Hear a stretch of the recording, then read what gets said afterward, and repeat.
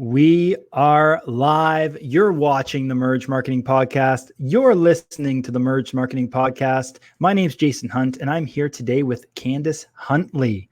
And Candace is a founding partner at Songbird Marketing Communications, an award-winning agency focused on social media, public relations, branding, and marketing. Candace, welcome to the show. Thank you for having me. I'm excited about getting into this.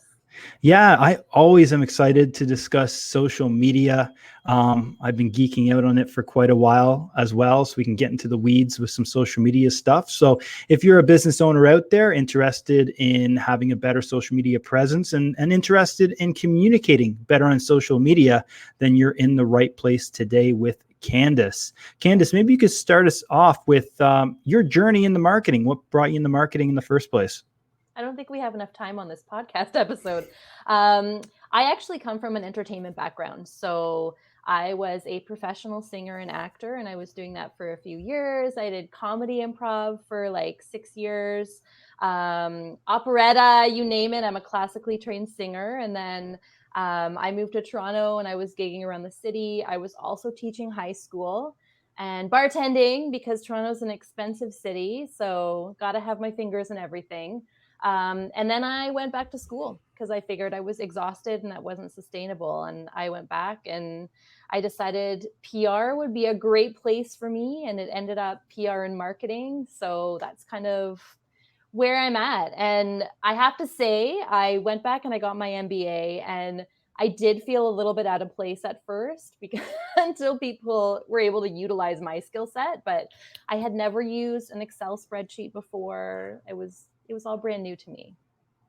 You know, I didn't know you were a singer slash actress. That's very interesting. That's where Songbird comes from. Okay, there you go. I never did put two and two together. Okay, it makes a whole lot of sense now. So I don't know for you because I had a band before. I was a front man to that band, and that kind of was my epiphany to going down this direction of marketing, because you're probably pretty good at marketing yourself, and you came to that realization. So why not start a marketing business? Was it that same kind of a journey for you? Kind of. For me, it was also because I also taught high school. So it was kind of, and I was in the service industry for so long as well. So I was like, what are all the skills that I have based on all three of those things, and how do they all fit together? I like talking to people a lot. I like being creative. I like having a good time. So, and then also I can sell myself and book my own gigs and things like that. So that's kind of where it came to be. Awesome. And how many years have you had Songbird for? So I launched Songbird in 2013 with my puppy in my home office. Nice. Awesome. It's always good to have somebody to mentor with, right? That's amazing. Cool. All right. Well, let's dive right into the nuts and bolts of this episode, and let's first talk about some of the changes that you've seen in the social media landscape over the last 5 years. Let's just talk high level. What are some of those big changes that maybe a lot of business owners out there who have not been up to snuff on social media may have missed? I mean, some of them are so obvious, though. I would say that so influencers, that's a big one. You can't really miss influencers in this world. Now, more recently, everything has shifted towards video as well. That's been another really big one. But from a marketing and PR standpoint as well, I would say that, and this is kind of twofold. It's media and social media, I guess. But those worlds have really merged together. To use your word, they've merged. So really, Pun intended. Pun intended. It's shifted the landscape a lot, so that a lot of media kind of takes place on social media as well. So the PR world and the social media world have become this massive like gray area.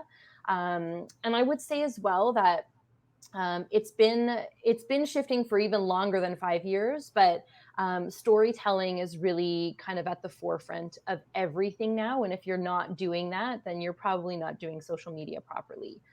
So that's another really big one. I would say those are three pretty big ones that have kind of happened. Where are you seeing, maybe you can give a tangible example of how PR and social media are overlapping now? So really, a lot of journalists and producers are actually finding their stories on social media. So, they're scrolling through Twitter to find story ideas. They're scrolling through Instagram and Twitter, LinkedIn to find experts to really talk to. So I would say that you can't really have a media strategy without having a social media strategy as well, because that presence is going to get you heightened visibility with the media that you're trying to connect with. So that's one. And even back when I started in PR in 2011, or 2012 with my first agency, because I worked with a union in 2011, but that's a whole other story. So in 2012, I actually met with a lot of pretty big journalists, because I didn't have any fear when I first started. So I just reached out to whoever. And even back then, a really prominent journalist told me that brands are going to have to start finding ways to bypass the media. And social media is a big catalyst for that. So it's kind of blurred those lines so that you can't really do just a traditional media campaign anymore. You have to have that social element to it so that you're really combining your efforts to make the best of the campaign that you're running. That's been the Let's hit biggest on one.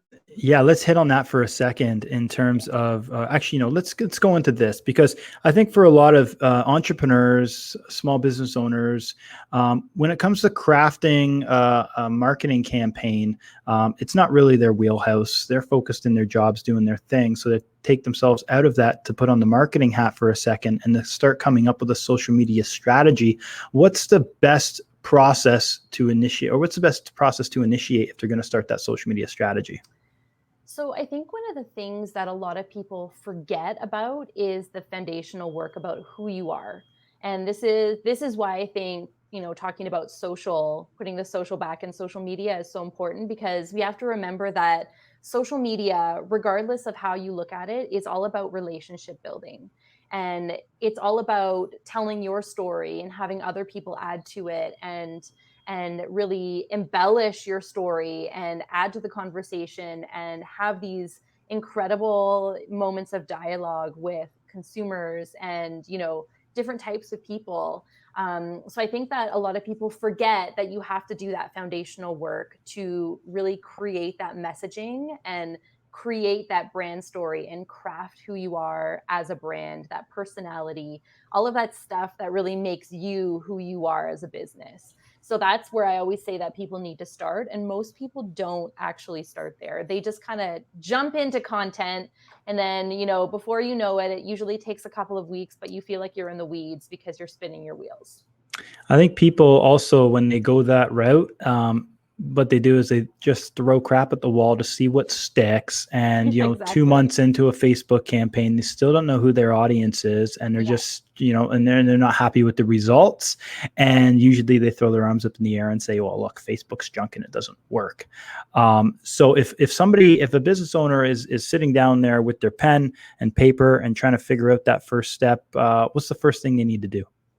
So create that messaging to figure out who you are, and then figure out who your customer is. You're right. That is the next step, because you have to figure out who both parties are. You can't date someone before you know who they are. You have to get to know them.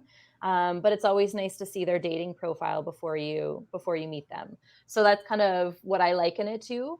And then the next step would be to start creating a plan for your content, and then start putting things together. But again, it's not just about the content. It's more, you should focus more on meeting people and those interactions. That's even more important than the content that you put out there.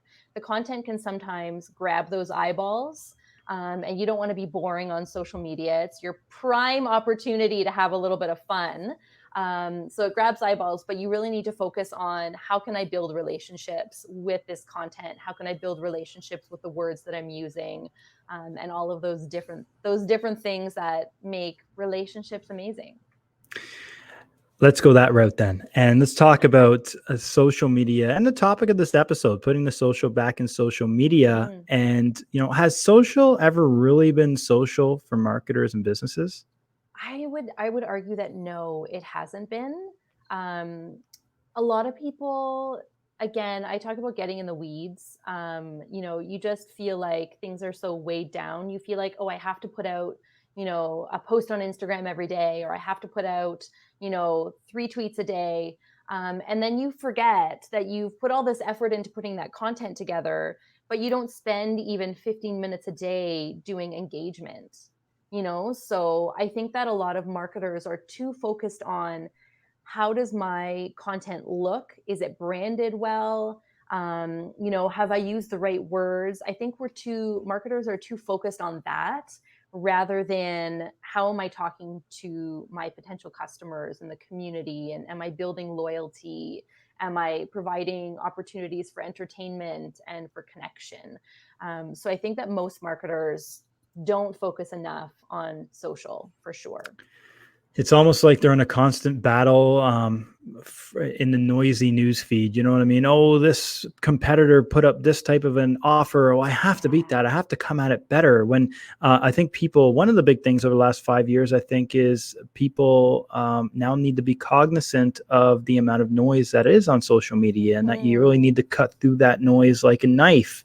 And you don't do that by throwing up a promotional type of post. Nobody wants to be sold to. The mindset, with all capital letters. Exactly, because I mean, it's not thinking of the mindset of that person on Facebook, right? Yeah, Like, that person's, definitely. it's not Amazon. They're not looking to buy something. They don't want to take time out of their calendar to book a consultation with you.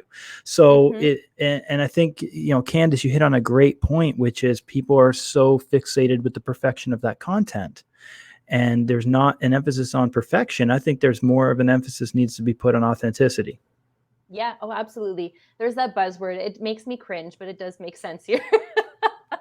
I think that, and just bringing it back to influencers too, I feel like influencers have shifted things tremendously in the past couple of years to being a little bit more authentic and genuine. You're seeing people, they're not editing their photos as much. They're being a little bit more real and posting about their feelings. Sometimes it feels contrived, but really, who am I to judge that? But I feel like marketers haven't necessarily followed suit in that. They're still, again, trying to put forward this beautifully curated, branded feed, where I think we can be a little bit more real, because that's what people want. They don't want to see perfection. They want to see themselves reflected in the content that you're creating. Awesome. Okay. Just lost connection there for a sec, but we that. are back. We're good. So if I just missed the end there where you said, talking about influencers, and influencers are now adapting to the times, and can you continue at that point? Yeah, so I was just saying that, marketers need to realize that, your customers and your potential customers, the community you're building, they want to see themselves reflected in the content that you're creating. They don't want to see perfection. Nobody wants to see perfection. We're not perfect. If the past year and a half has proven anything, it's proven that, we can all get by with being just a little bit imperfect, and with our flaws. We can wear leggings and sweatpants during the day, and that doesn't mean that we're any less of a person. And I think marketers just need to be a little bit more real. And that doesn't mean that you can't post aspirational content, because you want people to feel like they want to buy what you're selling. But you also want people to say, I can see myself driving that car, or I really want that burger because it looks messy and delicious, or, all of those different types of things. So what are some opportunities then for marketers and small businesses to make social again, to, actual tangible examples of this? Can we get into the weeds with that? Yeah, definitely. So, even with one of our clients, so just to bring it back to the media side of things, there's a lot of noise going on there too. There's a lot of marketers that are pitching via email all the time. As soon as we started a more robust Twitter strategy for them, they started getting media interviews and calls for interviews. So that's, one example where we were interacting with a lot of different media on Twitter. We're putting a little bit more content out there that's more geared towards engagement and showcasing kind of a little bit more knowledge and skill set. And as soon as that happened, as soon as we had that engagement, as soon as we started putting that out there, that's when the calls started coming in. So that's just like that's a real life example of something that's happening right now.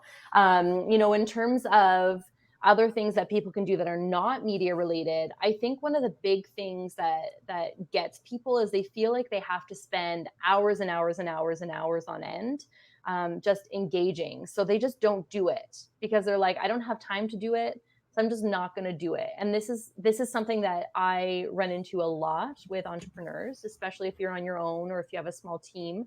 Um, but the one thing that I always say, and it makes a huge difference in the way people approach their social, is I say schedule 15, 20, 25 minutes every day, whatever it is that you can. You engage as much as you can. You explore social media. You comment on other people's content. You discover. You have a little bit of fun as your brand. And as soon as that time is over, then you're done. You put it away. So it's more manageable then. Yeah. And don't post and ghost, right? Oh, that drives me crazy. You spend all this time, you put up a piece of content and then you sign off of Instagram, TikTok, Facebook, and put your hands behind your head and say, I'm done for the night, and go to bed. Or you schedule your content for a month and then you don't go in there and check.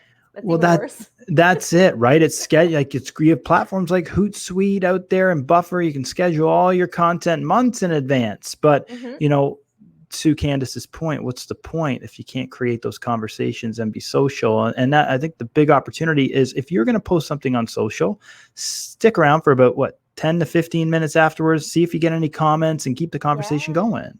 Yeah, absolutely. And I know it almost sometimes feel a little bit soul crushing, because social media can be a difficult place, especially if there's a lot going on in the world, which there has been.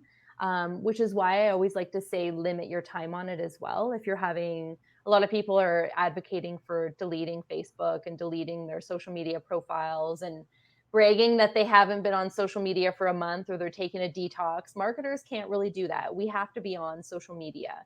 And you have to be ready and willing to connect with people whenever and wherever they are. So if one person is doing a social media detox, another person's probably not. And you have to figure out exactly what's going to make them tick, what's going to make them click like on your photo, what's going to make them comment, what are the kinds of things that are going to draw them in. Because you need to make sure that you're listening and you're paying attention to what's going on around you. So a lot of time is the big challenge here, right? Having the time to allocate to it, which nobody has. And you mentioned 15 to 20 minutes a day just to carve out some engagement time with your audience. As important as that is, some people just can't prioritize it. So do you suggest sourcing VAs or using tools and things like that to maybe automate that engagement? And if so, which tools do you recommend?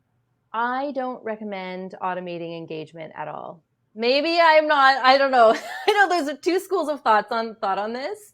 I think that I'm all for automating, scheduling your content, putting that together.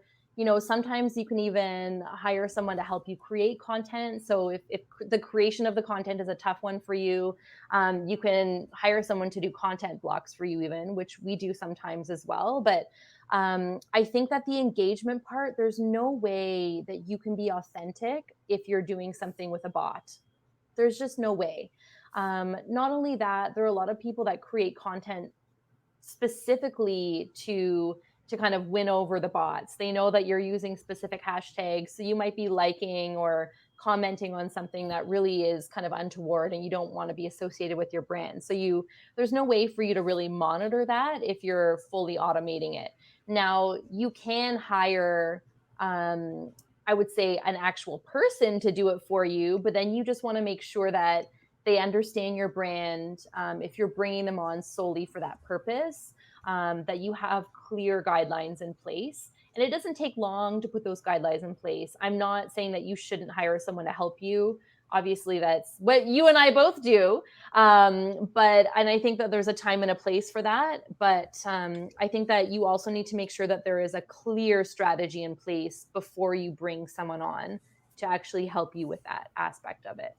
Yeah, I think bots were much more effective and sexier when people didn't know they were bots. right? But I don't know. You always knew they were bots. yeah, but yeah, Great we did. We could job. smell a Nice bot hit. from a Oh, mile away, yeah. right? But when I speak about bots, I'm talking about specifically ManyChat and Facebook Messenger, right? Like using that kind of a bot sequence. But now when people know it's a bot, the debate's out there because people will say, well, it's not authentic, therefore it's not effective. But others will say, you know what, it actually is quite effective in terms of getting that customer the answer that they're looking for.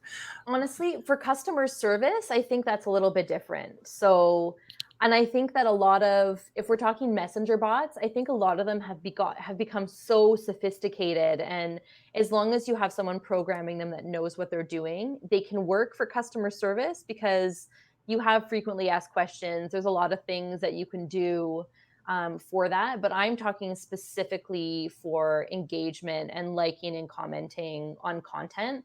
That I would not automate.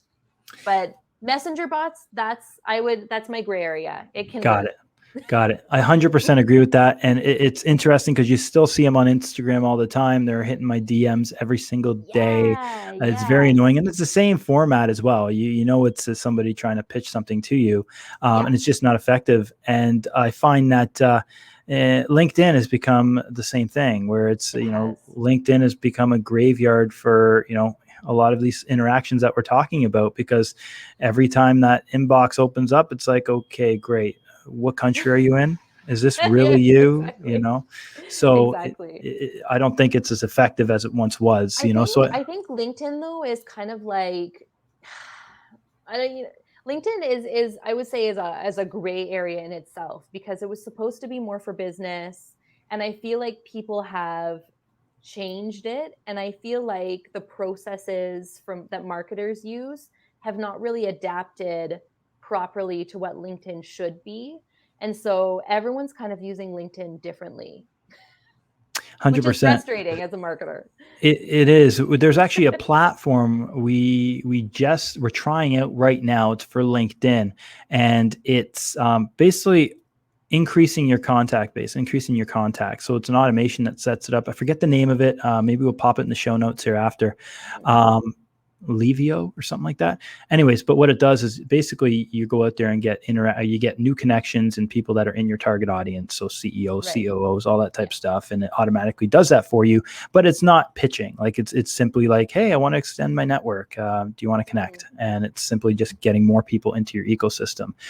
But in terms of that actual communication, total transparency, we've tried it before where we hired a VA to take over my LinkedIn to try to get podcast guests. This is a long time ago, and it just really was not effective at all. And keep in mind, I mean, the people that I might be trying to get in touch with for the podcast are probably an audience of people that are being spammed by absolutely everybody. Yeah, absolutely. Yeah.